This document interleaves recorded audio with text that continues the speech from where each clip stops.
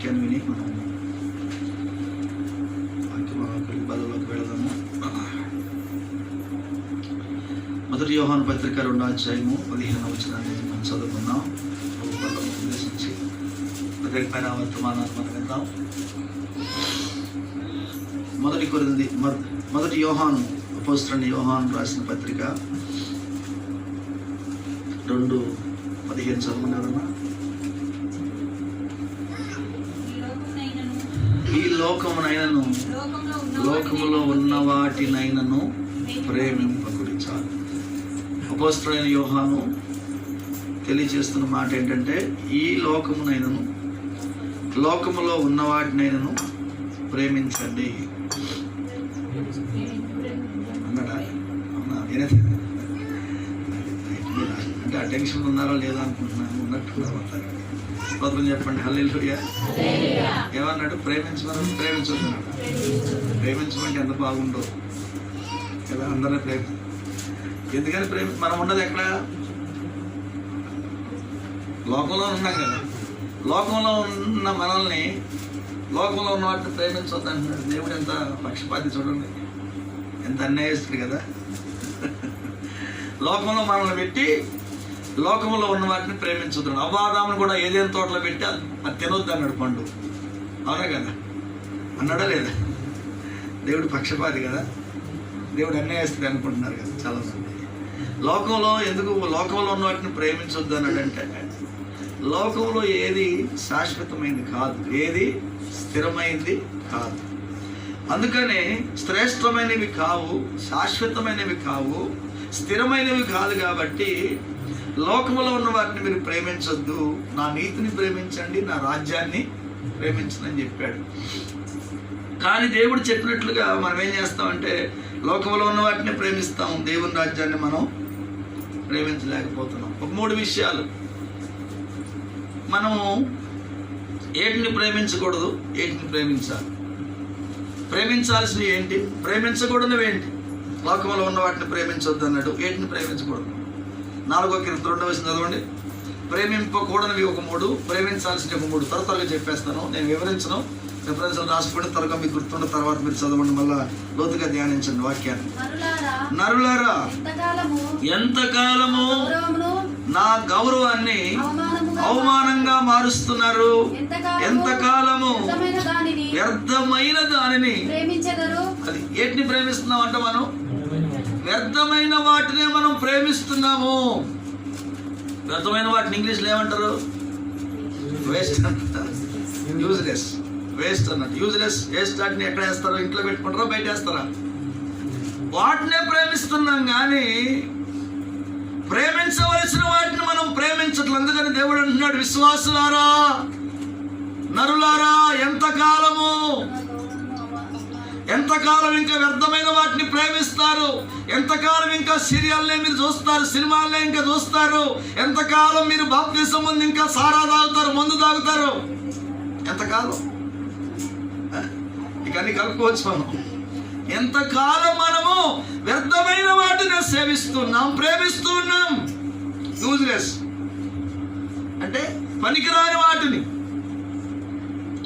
వ్యర్థమైన వాటిని మనం ప్రేమిస్తూ ఉన్నాం. లోకంలో ఉన్న వారు ప్రేమిస్తున్నారంటే దానికి ఒక అర్థం ఉంది. వాళ్ళకి వాక్యం తెలవదు కాబట్టి, సత్యం తెలవదు కాబట్టి, వాళ్ళు చీకట్లో ఉన్నారు కాబట్టి, చీకట్లో ఉన్న వాళ్ళకి ఏది మంచిదో ఏది మంచిది కాదో వాడికి అర్థం కాదు. కాబట్టి వాడు ప్రేమిస్తున్నాడు, దానికి అర్థం ఉంది. మనం వెలిగించబడిన వాళ్ళము, వెలుగు సంబంధం మనం. స్తోత్రం చెప్పండి. హల్లెలూయా. వెలుగులో ఉన్న మనము చీకటిలో ఉన్న వాటిని ప్రేమిస్తున్నామంట. అదే దేవుడు అంటే నెత్తికొట్టుకుంటున్నాడు. వ్యర్థమైన వాటిని ఎంతకాలం ప్రేమిస్తారు? మీరున్నదే వెలుగులో, మీరు ప్రేమించేదేమి చీకటిలో ఉన్న వాటిని. మనం ఎక్కడున్నాం? వెలుగులో ఉన్నాం, వెలిగించబడ్డాం, రక్షించబడ్డాం. కానీ మన మనసు ఎక్కడుంది? చీకటిలో ఉన్న వాటిని ప్రేమిస్తుంది. అందుకని ఎంతకాలం ఇట్లా, ఎన్ని రోజులు ఇట్లా, ఎన్ని సంవత్సరాలు ఇట్లా నాకు అవమానంగా బ్రతుకుతారు? వ్యర్థమైన వాటిని, విసర్జించిన వాటిని, పనికిరాని వాటిని ప్రేమిస్తూ ఉంటారు. మీరు ఆత్మ పరిశీలన చేసుకోండి అని దేవుడు అంటున్నాడు. అందుకని మనం వ్యర్థమైన వాటిని ప్రేమించుకో. ఈ లోకంలో ఏముందంట? అంత వ్యర్థము వ్యర్థము వ్యర్థమే. ఈ లోకంలో ఉన్నవన్నీ కూడా వ్యర్థమైనవే. కాబట్టి మనము వ్యర్థమైన వాటిని ప్రేమిస్తున్నామా? ఎంతకాలం ప్రేమిస్తే వ్యర్థమైన వాటి వల్ల ఏంటి మనకు ప్రయోజనం అంటే ఏమీ ప్రయోజనం ఉండదు. చూడండి, దేవుని సేవకుడు దేవుని సన్నిధిలో ఉన్నాడు. గెహాజీ వ్యర్థమైన వాటి మీద మనసు పెట్టి పరిగెత్తి ఏం తెచ్చుకున్నాడు? శాపాన్ని తెచ్చుకున్నాడు. అంటే వ్యర్థమైన వాటిని, లోకంలో ఉన్న వాటిని ప్రేమిస్తే మనకు వచ్చేది ఏంటి? శాపము, రోగం, అంతే. దైవజనుడేమో దేవుని సన్నిధిలో ఉంటే, దైవజనుడితో పాటు గెహాజీ కూడా దేవుని సన్నిధిలో ఉండాల్సిన ఉన్నవాడే కానీ దేవుని సన్నిధిలో ఉన్నాడే కానీ మనసంతా ఆ నయమాను తెచ్చిన, దేవుడు తిరస్కరించిన, విసర్జించిన వస్తువుల మీదే పెట్టాడు మనసంతా. అంటే ఇది ఎక్కడున్నాడు? మందిరంలోనే దేవుని సన్నిధిలో ఉన్నాడు కానీ మనసంతా వ్యర్థమైన వాటినే ఆశిస్తుంది, ప్రేమిస్తుంది. పరిగెత్తాడు. వ్యర్థమైన వాటిని తెచ్చుకుని ఇంట్లో దాచుకుని మళ్ళా ఎరగనట్లు దేవుని ఆలయానికి వచ్చి ఇట్లా నిలబడ్డాడు దేవుని సేవకుని ముందు. దేవుడు అన్నాడు, ఎక్కడికి వెళ్ళావన్నాడు. ఇక్కడే ఉన్నాను అన్నాడు ఆయన. వాడికి పోయింది నీకు వస్తుంది అన్నాడు. వాడికి పోయిన రోగం వీడికి వచ్చింది. స్తోత్రం చెప్పండి, హల్లెలూయా. అంటే ఎందుకు వచ్చింది వీడికి రోగం? ఎందుకు వచ్చింది కుష్ఠం? ప్రేమించాల్సిన దైవ సన్నిధిని ప్రేమించుకోకుండా దేవుడు వద్దన్న వ్యర్థమైన వాటిని ఏం చేశాడు? ప్రేమించినందువల్ల గెహాజీ ఏం తెచ్చిపెట్టుకున్నాడు? రోగాన్ని, శాపాన్ని తెచ్చిపెట్టుకున్నాడు. అంటే ఇలా చెప్పాలంటే చాలా సమయం ఉంటుంది. ఒకటే మాట చాలా మంది ఎగ్జామ్స్కి వస్తారు మనకి. అననీయ సప్ఫీరాలు దేన్ని ప్రేమించారు చెప్పండి? దేవునికి ఇచ్చేదాన్ని ప్రేమించారు. అమ్మో, ఇంత ఇవ్వాలా దేవునికి? ఇద్దరు చచ్చిపోయారు. కాబట్టి ఎగ్జాంపుల్ చెప్పాలని చాలా ఉన్నాయి. కాబట్టి మొట్టమొదటి మాట ఏం చెప్పండి? మనం వీటిని ప్రేమించకూడదు, వ్యర్థమైన వాటిని ప్రేమించవద్దు. లోకంలో ఏమన్నా చెప్పండి? అన్ని వ్యర్థమైనవే. కాబట్టి లోకాన్ని కానీ లోకములో ఉన్న వాటిని కానీ మీరు ప్రేమించొద్దు. లోకములో వ్యర్థమైనవి ఉన్నాయి. రెండో మాట చూడండి, త్వరగా రెండో మాట. ప్రకటన గ్రంథం 22:15 చదవండి. ప్రకటన గ్రంథం 22:15 త్వరగా చదవాలి. కుక్కలు, మాంత్రికులు, వ్యభిచారులు, నరహంతకులు, విగ్రహారాధికులు, అబద్ధమును ప్రేమించే ప్రతి వాడు ఎక్కడ ఉంటారంట? నరకంలో ఉంటారు, అగ్నిలో ఉంటారు. అంటే మొట్టమొదటి మాట వ్యర్థమైన వాటిని ప్రేమించొద్దు. రెండోది అబద్ధాలను మనం ప్రేమించొద్దు. అర్థమైందా? అబద్ధాలను ప్రేమించొద్దు. అబద్ధాన్ని ప్రేమించి జరిగించే ప్రతి వాడు ఎక్కడుంటాడంట? నరకంలో ఉంటాడు. స్తోత్రం చెప్పండి, హల్లెలూయా. అబ్బాయిలు అందరూ అమ్మాయిలకి అబద్ధాలు చెప్పే పడగొడతారంట. నిజం చేస్తే వీళ్ళు పడరంట. అబ్బాయి అమ్మాయి దగ్గరికి పోయి ఏమంటాడంటే, నువ్వు శ్రీదేవి లాగా ఉన్నాడు అంటాడు. శ్రీదేవి లాగా ఉంటుంది ఈవిడ. సిమ్రాన్ లాగా ఉన్నావా అంటాడు. కాజల్ లాగా ఉన్నావు అంటే ఈడు చెప్పే ఈడు పొగిడే మాటలకు ఈవిడ అసలు ఆళ్ళకెళ్ళకి పొంతనే ఉండదు. కానీ ఈవిడ ఊహించుకుని నిజమేనేమో, నేను అలా ఉన్నానేమో అని చెప్పేసి వాడు చెప్పే అబద్ధానికి ఈవిడేమైపోద్ది? పడిపోతారా? వాళ్ళ జనాలు అందరూ అలాగే పడిపోయారు అబద్ధాలకి. దేవుడు ఏం చెప్పాడు? ఏదైనా తోటలు అబద్ధానికి ఈ పండు తింటే నిశ్చయముగా చస్తావని చెప్పాడు. సాతాను వచ్చి ఏమంటది? నువ్వు చావు అంటది. అంటే నిజాన్ని నమ్మిందా అబద్ధాన్ని నమ్మారు వాళ్ళు? మీరు చెప్పండి. దేవుడు చెప్పిందేమో నిజం, సాతాను చెప్పిందేమో అబద్ధం. అంటే ఇప్పుడు వీళ్ళు అంటే అబద్ధాన్ని నమ్మారు, నిజాన్ని నమ్మారా? అబద్ధాన్ని నమ్మి ఆ పండు తిన్నారు, సత్యాన్ని. అది వీళ్ళు కూడా అంతే. వాడు వెనకబడతా ఉంటాడు. శ్రీదేవి లాగా ఉన్నావు, నువ్వు సిమ్రాన్ లాగా ఉన్నావు అంటే వెనకబడి ఒక రోజు వీళ్ళు అర్థంలో చూసుకుని నిజంగా నేను శ్రీదేవి లాగా ఉన్నానేమో అనుకుని వాడు చెప్పిన అబద్ధాలకి వీళ్ళు ఫ్లాట్ అయిపోయి పడిపోయి. అందుకని అబద్ధాలు చెప్పి జరిగించే ప్రతి వాడు నరకంలో ఉంటాడు. అందుకని అబద్ధాలను మనం ప్రేమించాం. అదేంటో కొంతమందికి నిజం చెప్పి అసలే నమ్మరు, అబద్ధాలే నమ్ముతారు. కొంతమంది అబద్ధాలే నమ్ముతారు. అందుకని సైతానుడు కూడా చాలా తెలివిగా అబద్ధం చెప్పి వారిని మోసం చేసి తినవద్దన్న పండు తినిపించి పాపంలో పడగొట్టి మరణానికి అప్పగించాడు. అందుకనే మనం కూడా ఎప్పటికంటే రియల్ గోల్డ్ కంటే రోల్డ్ గోల్డే మెరుస్తూ ఉంటుంది కదా. మంచోడు మామూలుగా ఉంటాడు, మోసగాడు కొంచెం వెరైటీగా ఉంటాడు, చూడడానికి ఇంపుగా ఉంటాడు కన్నులకు, వాడికి ఫ్లాట్ అయిపోతారు. మంచోడు వస్తే ఒప్పుకోరు, బాగా కొట్టేటోడు తినేటోడు వస్తే వాడు పై వేషం చూసి వీళ్ళు మోసపోయి వాడిని పెళ్లి చేసుకున్న రాత్రి కానీ తంతా ఉంటాడు. అర్థమైందా? జనాలు ఒరిజినల్ నంబర్. సత్యం ఎప్పుడు కూడా కొంచెం కఠినంగా ఉంటుంది, అబద్ధం ఎప్పుడు కూడా తీయగా ఉంటుందంట. సత్యం ఎప్పుడు కూడా చేదుగా, కఠినంగా, బాధగా ఉంటుంది.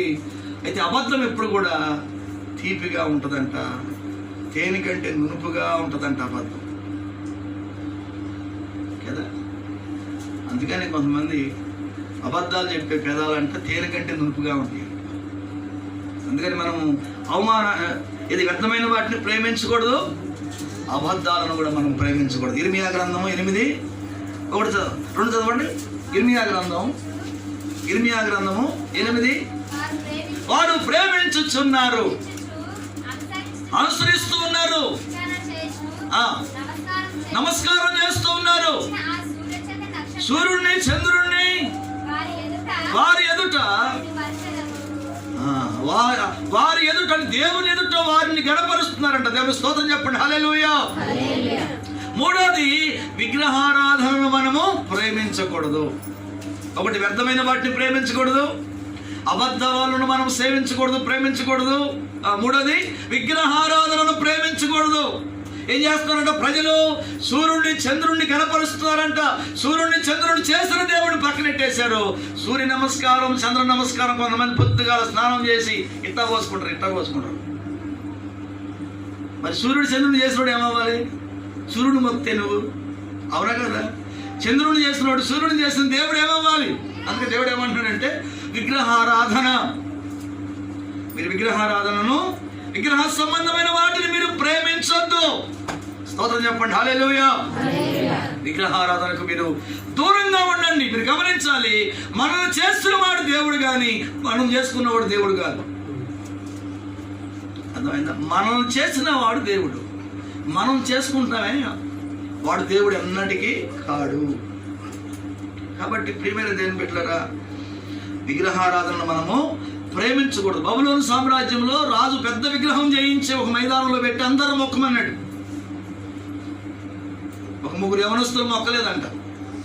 మొక్కకపోతే మేము అగ్నిగుండం వేస్తాం, మా దేవుడిని మొక్కాలి, సాగిలి పడాలి, నమస్కరించాలి, మొక్కని వాడు ఎవడైనా ఉంటే వాడిని తీసుకెళ్ళి అగ్నిగుండంలో వేస్తామని ప్రకటన చేశారంట. అందరూ సాటింపు వేయించారంట.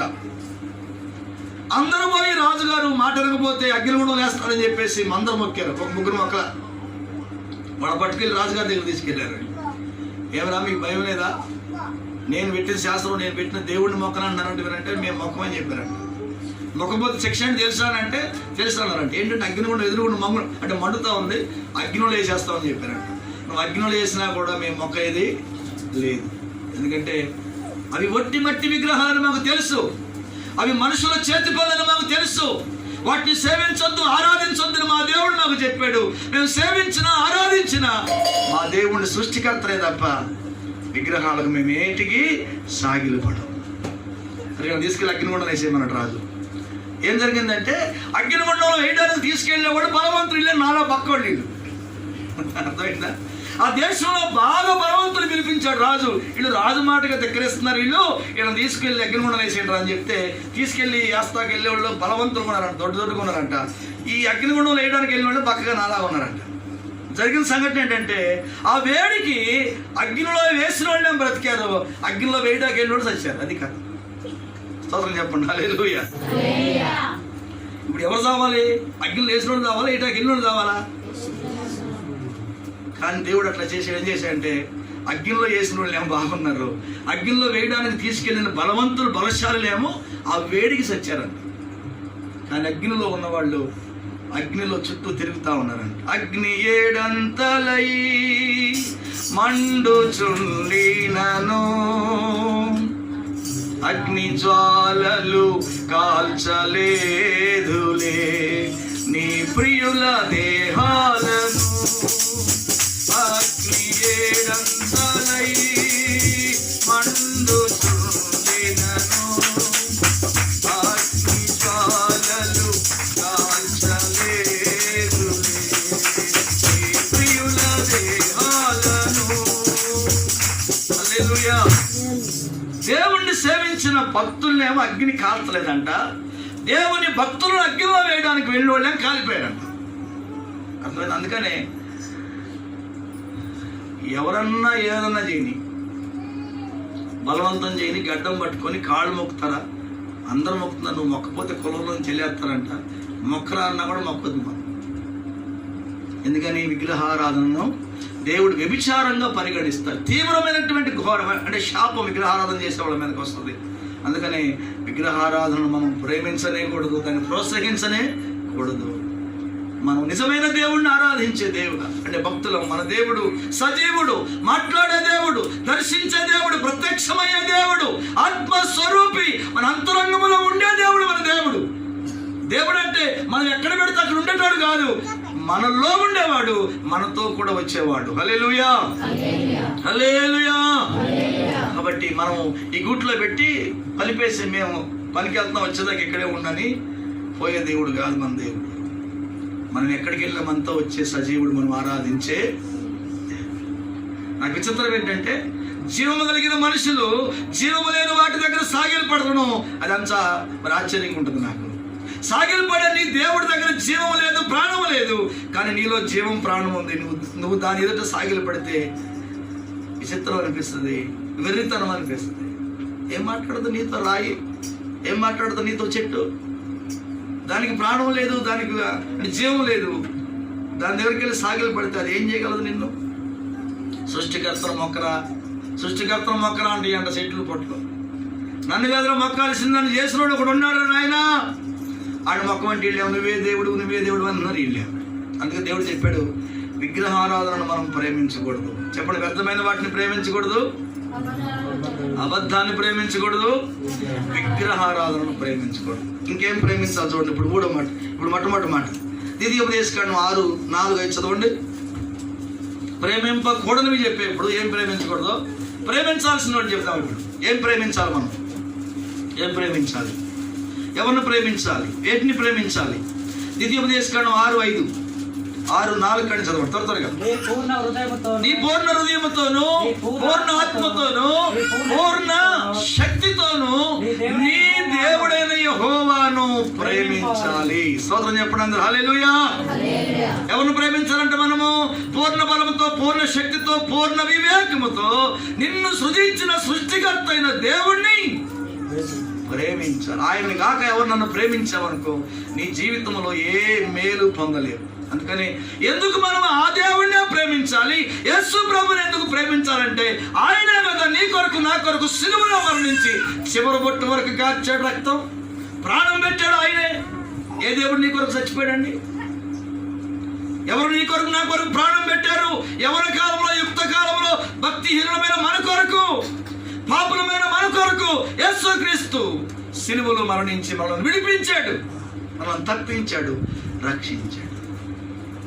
కాబట్టి ఎవరైతే మన కొరకు ప్రాణం పెట్టారో ప్రాణం పెట్టిన ప్రభువుని మనము మొక్కాలి, ప్రాణం పెట్టిన ప్రభువుని మనం ప్రేమించాలి. ఎందుకంటే మనము ప్రేమకు అనర్హులమైనప్పుడు, ప్రేమించడానికి ఏ అర్హత మనలో లేనప్పుడు దేవుడు నిన్ను నన్ను ప్రేమించి వాక్యమైన దేవుడు, మహోన్నతుడు, సృష్టికర్త, శరీరధారిగా ఈ లోకానికి వచ్చి నా పాపముల కొరకు, శాపముల కొరకు కల్వరి సిలువలో ఆయన రక్తధార ఒలికించి ప్రాణాన్ని పెట్టాడు.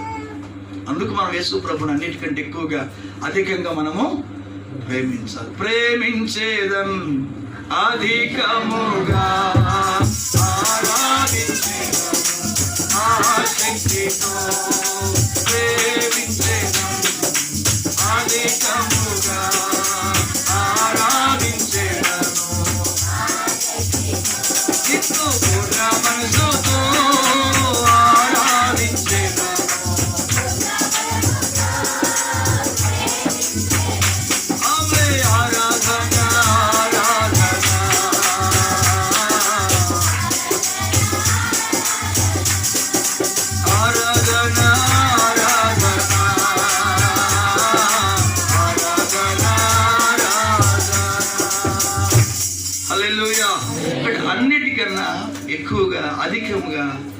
ప్రాణం పెట్టిన యేసయ్యను చాలా మంది అనుకుంటారు యేసుప్రభు శాతగానోడు సిలువలో చచ్చిపోయాడు, ఆయన మొక్కితే మనకేమంటే అనుకుంటారు. శాతగా చచ్చిపోవాలా? నీ కొరకు నా కొరకు మనందరి పాపములు ఆయన భరించి, మనందరి పాప రుణం మన మీద మోపబడితే, మన బరువు మనం మొయలేని పరిస్థితుల్లో ఉంటే మన భారాన్ని, మన బరువును, మన పాప శిక్ష ఆయన ఎత్తుకుని ఆయన మనపక్షంగా మరణించి మనకు విడుదల, విమోచన మనకిచ్చాడు. కాబట్టి ఇంత గొప్ప ప్రేమను చూపిన యేసయ్యను మనం అన్నిటికన్నా ఎక్కువగా ప్రేమించాలి. స్తోత్రం, హల్లెలూయా. రెండో మాట చూడండి, దేవుణ్ణి ప్రేమిస్తే మళ్ళీ ఇంకా చాలా ఆశలు ఉన్నాయి, అది మళ్ళీ వేరే ప్రసంగం అయిపోద్ది. రెండోది 119 కీర్తన 165 వచనం. దేవుడిని ప్రేమించే వారికి దేవుడు ప్రత్యక్షమవుతాడంట. దేవుడిని ప్రేమించే వారికి దేవుడు ఆస్తికర్తగా అవుతాడంట, ఆస్తికర్తను చేస్తా అంట. కాబట్టి అది మళ్ళీ వేరే ప్రసంగం అయిపోద్ది. 119 కీర్తన 165 కీర్తన చదువుతాం. నీ ధర్మశాస్త్రమును ప్రేమించేవారు, దేవుని వాక్యాన్ని ధ్యానించే వారికి, ప్రేమించి ధ్యానించే వారికి ఎంతో నెమ్మది కలుగుది. వారు తూలి తొట్టిల్లడానికి కారణమేమీ ఉండదు. స్తోత్రం చెప్పండి, హల్లెలూయా. రెండోది, ఎవరిని ప్రేమించాలంటే మనము దేవుడు మనకిచ్చిన ధర్మశాస్త్రాన్ని మనం ప్రేమించాలి. ఈ వాక్యాన్ని మనం ప్రేమిస్తే మనకు నెమ్మది కలుగుద్ది. మనం తొట్టిల్లిపోవడానికి అవకాశాలు ఏమీ కూడా, పాపం చేయడానికి అవకాశాలు ఏమీ ఉండవు. ఎందుకంటే ఈ వాక్యం మన పాదములకు దీపముగాను, మన త్రోవకు వెలుగుగా ఉంటుంది. మనం ఎక్కడ తొట్టిల్లనివ్వదు. మన ముందు వెలుగుంటే చీకట్లో మనం చక్కగా నడుస్తాం, చీకట్లో తొట్టిల్లిపోతాం. కాబట్టి ప్రియులారా, దేవుడు మనకిచ్చిన ధర్మశాస్త్రం, దేవుడు మనకిచ్చిన వాక్యం మనం అనుదినం ఏం చేస్తూ ఉండాలంట? ధ్యానం చేస్తూ ఉండాలి. బైబిళ్ళు అందరి ఇంట్లో ఉన్నాయి, కానీ బైబిల్ తెలిసేవాళ్ళు తక్కువైపోయారు. వాళ్ళ కొత్త బైబిల్ అనుకున్నా మొన్న నేను, ఇది 1200 ఇది. పాత బైబిల్ బాగా మర్చిపోయింది నాది. 2-3 ఏళ్ళు బాగా చదివి వాడేసాను దాన్ని. వాళ్ళు మొన్న కొత్త బైబిల్ తెచ్చుకున్నాను. ఎందుకంటే దీన్ని కూడా బాగా చదవాలి, మళ్ళీ ఒక 2 ఏళ్ళు అయితే సంవత్సరంలో బాగా దీన్ని మార్చేయాలి. ఎంత ధ్యానం చేస్తూ ఉంటే అంత జ్ఞానం, అంత బలం, అంత శక్తి మనకు వస్తుంది. ప్రైజ్ ది లార్డ్, హల్లెలూయా, హల్లెలూయా. స్వచ్ఛం చెప్పాడు కదా, ఎంతో నెమ్మది. అంటే ఎవరికి నెమ్మది? ఇప్పుడు నెమ్మది లేని కుటుంబాలు ఎన్నో ఉన్నాయి. నెమ్మది లేని భార్యాభర్తలు, నెమ్మది లేకుండా బ్రతికే భార్యాభర్తలు ఎందరో ఉన్నారు. రోజు ఫోన్ చేస్తున్నారు చాలామంది, అయ్యా మా ఇంట్లో నెమ్మది లేదు, మా భర్త మాకు సమాధానం లేదు, ప్రార్థన చేయండి సార్. కానీ మన గృహాలలో నెమ్మది ఉండడానికి కారణం ఏంటో తెలుసా? దేవుడు మనకిచ్చిన వాక్యాన్ని మనం ధ్యానం చేస్తూ ఉంటే మన ఇల్లే స్వర్గం అయిపోద్ది, మన ఇల్లే పరలోకం అయిపోద్ది. మినీ పరలోకం మనది. స్తోత్రం, హల్లెలూయా. పెద్ద పరలోకం అది. ఈ లోకంలో మన కుటుంబము మినీ పరలోకం. ఇక అంతే, అంత హ్యాపీగా, అంత సంతోషంగా అంటే మన గృహం ఉండాలి. మనం తొట్టిల్లిపోకుండా దేవునితో కొనసాగాలి, దేవునితో నడవాలి, దేవుడిని వెంబడించాలి, దేవుడిని సేవించాలని అంటే దేవుడు మనకిచ్చిన ధర్మశాస్త్రాన్ని మనం తప్పకుండా ప్రతిదినము ధ్యానము చేస్తాం. అందుకే మరి మొదటి కీర్తన 3వ వాక్యం అంటాడు కదా, నీ ధర్మశాస్త్రమును ధ్యానించే ప్రతివాడు.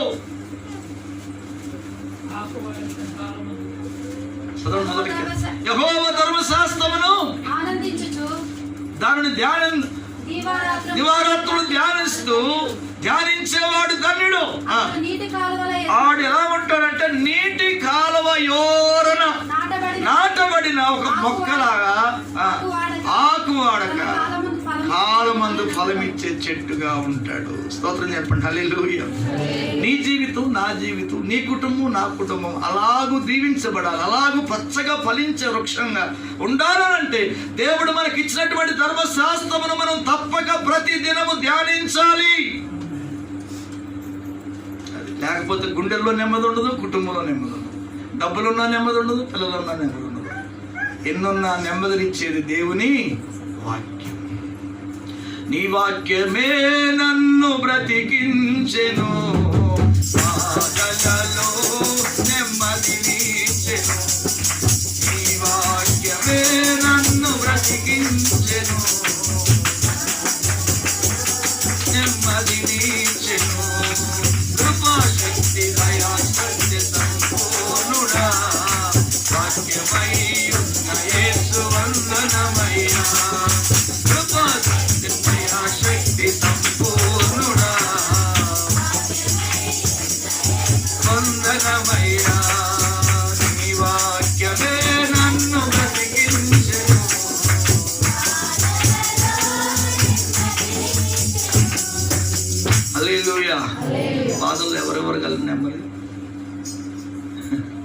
ఈరోజు పైపల కొలకచర్ల ఆవిడ భోజనాలు పెడుతుంది. ఒకసారి ఫోన్ చేసిందండి, సాయి గారు భోజనం పెడదాం అనుకుంటున్నాను చర్చి దగ్గర. అంటే ఎందుకమ్మా అంటే, నాకు బోల్డ్ బాధలు ఉండే సార్, ప్రార్థన చేయించుకున్నప్పుడు నాకు బాధలన్నీ దేవుడు తీసేసాడు. నాకు భర్త లేడు, 3 ఆడపిల్లల కొడుకు. ఎప్పుడు మా అల్లుళ్ళు మా కూతురు కొడతానే ఉండేవాళ్ళు. నేను చర్చికి వచ్చి ప్రార్థన చేస్తూ ఉన్న కాడి నుంచి వాళ్ళ కుటుంబాల్లో కొంచెం నెమ్మది కలిగింది. ఈ సంవత్సరం దేవుడు నాకు మంచి పంట ఇచ్చాడు. మా కొడుకు అన్నాడు, మా చర్చి దగ్గర భోజనాలు పెడితే బాగుంటుంది, సార్ని అడిగి భోజనాలు పెడదామన్నాడంట ఆయన. దేవుని స్తోత్రం, హల్లెలూయా. ఈరోజు ఆవిడ భోజనాలు చేస్తుంది అక్కడ. ఏమేం చేయాలి సార్ అంటే, నువ్వు ఏమేమి పెట్టాలో అది పెట్టామని చెప్పి, నేను చికెన్తో పెట్టాలంటే పెట్టాను చెప్పాను. అంటే వాళ్ళకి తెలియదు, కొత్తగా వస్తున్నారు కాబట్టి ఎట్లా పెట్టాలి, ఏమేమి పెట్టాలని అంటే, నువ్వు ఏం పెట్టాలనుకుంటున్నావు అది పెట్టేసి అని చెప్పాను. నువ్వు నెమ్మదినిచ్చేవాడు దేవుడే, సమాధానంనిచ్చేవాడు, సమృద్ధినిచ్చేవాడు. ఎందుకంటే భర్త చనిపోయిన తర్వాత వాళ్ళకి ఏమైందంటే అండ లేదు, ఆ వరి నాటు లేటుగా వేసారంట. పైగా ఇలికలన్నీ కొట్టేస్తుంది అంట. ఒకరోజు పెద్ద బాటలు తెచ్చింది నాకు, ఇది చర్చిలోకి ఏంటమ్మా ఎంత పెద్ద బాటలు తెచ్చామంటే, సార్ మా వరి అంతా ఎలికలు మరి కొట్టేస్తుంది, ఏ ముందు వేసినా చచ్చిపోయేటట్లేవు అయ్యి, మేము 100 గంటలు లాస్ వేసాము అంటే డాగర్లు వేసి ఉన్నారు, అది ఇంకా పచ్చగా ఉంది, ఇక్కడ ప్రార్థన చేశారు, నీ నూనె ఎత్తుగా జీలో తలుతాను అంత ఆవిడ చెప్పిన మాట. ఇట్లా కూడా ప్రార్థన చేస్తారని నేను అంటే మనసులో నవ్వుకున్నాను. సరే ఆవిడ విశ్వాసంతో అడుగుతుంది కాబట్టి విశ్వాసంతో నూనె తీసి ప్రార్థన చేసి ఎత్తుకొని జల్లేసామని చెప్పాను.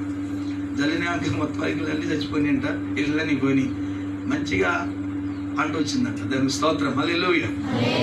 కాబట్టి నా బాధలే కాదు, నా పంట కూడా దేవుడు బాగా పండించాడు, మేము భోజనాలు పెట్టమని చెప్పి.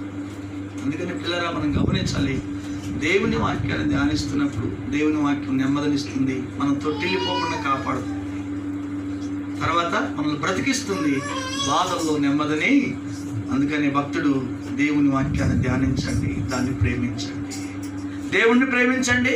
దేవుడిచ్చిన ధర్మశాస్త్రాన్ని మనము ధ్యానిస్తే మన జీవితంలో అద్భుతాలు జరుగుతాయి. ప్రైజ్ ది లార్డ్, హల్లెలూయా. మూడోది చూడండి, మనం ఏం ప్రేమించాలి. 26వ కీర్తన 8వ వచనం, 26వ కీర్తన 8వ వచనం చదువుకుందాం. అలా చిన్న ప్రార్థన చేస్తాం. నీ నివాస మందిరము తేజో మహిమనిచ్చు స్థలాన్ని అది దావీదు ఏమంటున్నాడు, దేవుని మందిరాన్ని ప్రేమిస్తున్నాడు దావీదు. యెహోవా నీ నివాస మందిరమును నీ మహిమ నిలిచే స్థలాన్ని నేను ప్రేమించున్నాను. అది దేవుణ్ణి ప్రేమించాలి, వాక్యాన్ని ప్రేమించాలి, దేవుని ఆలయాన్ని మస్తు ప్రేమిస్తారు. మాటల్లో మనడు క్రియలకు వచ్చేసరికి 0. దావీదు చూడు, మొదటి దినవృత్తాంతాలు 29:1-3 చదవండి. దావీదు దేవుణ్ణి ఎలా ప్రేమించాడో, మందిరాన్ని ఎలాగో గణపరిచాడో, ఎలాగో ప్రేమించాడో, ఏమిచ్చాడో. మన మాటల్లోనే మన ప్రేమలన్నీ కనపడతాయి, కానీ క్రియల్లో శూన్యం మనది. అందుకని క్రియలు లేని విశ్వాసం వ్యర్థం. మనం నోటితోనే చెప్తాం, ప్రమాణాలు చేస్తాం, నేను దేవుణ్ణి ప్రేమిస్తున్నాను, ఆలయాన్ని ప్రేమిస్తున్నాను, కానీ క్రియల్లో పెట్టలేము మనం. కానీ దావీదు జీవితంలో అలా కాదు. చదవండి, మొదటి దినవృత్తాంతాలు 29:1-3. మొదటి దినవృత్తాంతాల గ్రంథము 29వ అధ్యాయము 1వ వచనం. తర్వాత దావీదు సర్వ సమాజంతో ఇలా అన్నాడు, దేవుడు కోరుకొనిన నా కుమారుడైన సొలొమోను ఇంకా లేత వయస్సు కలిగిన వాడు, బాలుడై ఉన్నాడు. ఆలయము మనుషునికి కాదు, దేవుడని యెహోవాకే గనుక ఈ పని గొప్పది. నేను బహుగా ప్రయాసపడుతున్నాను. కావలసిన బంగారు పనికి బంగారము, వెండి పనికి వెండి, ఇత్తడి పనికి ఇత్తడి, ఆ ఇనుమును, కర్రను, రాళ్లను, చెక్కుడు రాళ్ళు, ఇంతైన వర్ణము కలిగిన పలు విధమైన రాళ్ళు, మిక్కిలి వెలగల రత్నాలు విశేషముగా సమకూర్చాను. స్తోత్రం చెప్పండి, హల్లెలూయా. ఇవన్నీ ఇచ్చాడంట దావీదు దేవుని మందిరానికి. ఎందుకు ఇచ్చాడో, ఎక్కువైనాయి కాబట్టి దావీదుకి ఇచ్చాడు. మా దగ్గర ఏముంది సార్ మిగతాకి? స్తోత్రం చెప్పండి, హల్లెలూయా. నిన్న నేను ఒక ప్రాంతానికి వెళ్తే ఒక బ్రదర్ అంటున్నాడు, సార్ నాకు 90% దేవుడు స్వస్థపరిచాడు, నేను దారుల్లో మొక్కున్నా సార్, అక్కడికి వెళ్ళి ఇంటికి ఇచ్చి వస్తాను. ప్రార్థన చేసి నేనంటే మొక్కు అంటే ఇంటికి ఇచ్చాను దారుల్లో అంట. ప్రార్థన చేసిందేమో నేను, ప్రతిరోజు ఇంటికి వెళ్ళి ఆయన ప్రార్థన చేసి వాక్యం చెప్పిందేమో నేను. ఎక్కడెత్తా అంటే ఇంటికి ఎత్తుకెళ్ళి, సార్ నాకు 90% తగ్గిపోయింది, దారుల్లో నేను మొక్కుబడి చేసుకున్నా, అక్కడికి వస్తాను, ఇది క్రిస్మస్ కాడికి వెళ్ళి అంటే ఇంటికి ఎత్తాడు. ఇంటికి ఎవడికి కావాలి, దేవుడికి ఎవడికి కావాలి. ప్రార్థన చేసిందేమో నేను, ఇస్తే నాకివ్వాలి కానీ దారుల్లో ఎత్తిపోయింది నువ్వు అన్నా నేను. ప్రార్థన చేసింది నేను, నీ కొరకు ప్రయాసపడింది నేను, ఒక్కడినే ఒంటరిగా నీ ఇంటికి వచ్చింది నేను, ఎవరు రాకపోతే అక్కడికి వెళ్ళి ఇంటికి ఇస్తానంటావు ఏంటన్నా? ఇంటికి ఇవ్వకూడదు దేవునికి, నీ బొచ్చు ఆయనకి ఎందుకు? పనికి మాలిది. హృదయాన్ని ఇవ్వాలి దేవునికి, బ్రతుకునివ్వాలి దేవునికి. అవునా, నాకు తెలవు సార్ అన్నాడు. తెలవకపోతే చెప్తుంది నేను, నీ వెంట్రుకలు దేవునికి అవసరం లేదు, పనికి మాలి వెంట్రుకలు ఆయనకి ఎందుకు? దేవునికి నీ హృదయాన్ని ఇవ్వు, నీ జీవితాన్ని ఇవ్వు, దేవుని కొరకు ఏదైనా చెయ్యి, నీవు దేవుని కొరకు నిలబడు.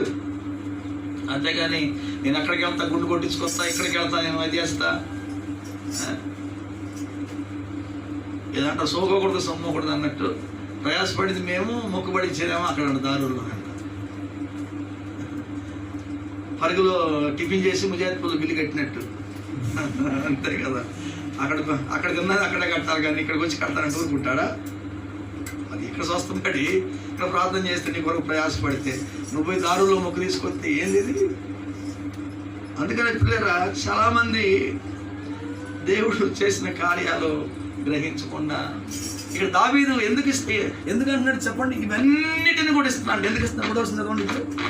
ఎందుకు వెండి పనికి ఎండి ఇచ్చాడు, బంగారం పనికి బంగారం ఇచ్చాడు, ఇత్తడి పనికి ఇత్తడి ఇచ్చాడు, రాగి పనికి రాగి, అన్నిటినీ సమకూర్చాడు, విశేషంగా ఇచ్చాడంట దావీదు. మరియు నా దేవుని మందిరం విషయంలో నాకు కలిగి ఉన్న మక్కువ చేత, దేవుని స్తోత్రం చెప్పండి, హల్లెలూయా. దావీదుకు దేవుని మందిరం అంటే మహా ఇష్టం, చాలా మక్కువ ఆయనకి. అందుకనే దేవుని మందిరాన్ని ప్రేమించాడు దావీదు. ఎక్కడో గొర్రెల కాపరిని, ఎన్నికలేని వాడిని, ఆఖరి వాడిని దావీదును దేవుడు రాజుగా చేశాడు. ఎందుకో తెలుసా? బాల్యము నుండి దేవుడు దావీదు గొర్రెలు మేపుతూ కూడా కొండల్లో లోయల్లో యెరూషలేము మందిరాన్ని చూస్తూ ఉండేవాడంట. యెరూషలేము దేవాలయాన్ని చూస్తూ ప్రార్థన చేసేవాడంట ఆయన. అందుకనే బాల్యం నుండి మందిరం అంటే చాలా ఇష్టం అంట దావీదుకి. అందుకని మందిరం కొరకు ఇవన్నీ సమకూర్చాడంట. గొప్పవి. బంగారం పనికి బంగారం ఇచ్చాడంట, ఎండి పనికి. స్తోత్రం చెప్పండి, హల్లెలూయా, హల్లెలూయా, హల్లెలూయా. మనం ఏమిస్తున్నాం మరి దేవుని మందిరానికి? ఇంకో మాట చూస్తాం, ఆ మాట చూద్దాం. 22:16 చదవండి. దావీదు ఏం చేశాడు? 22:16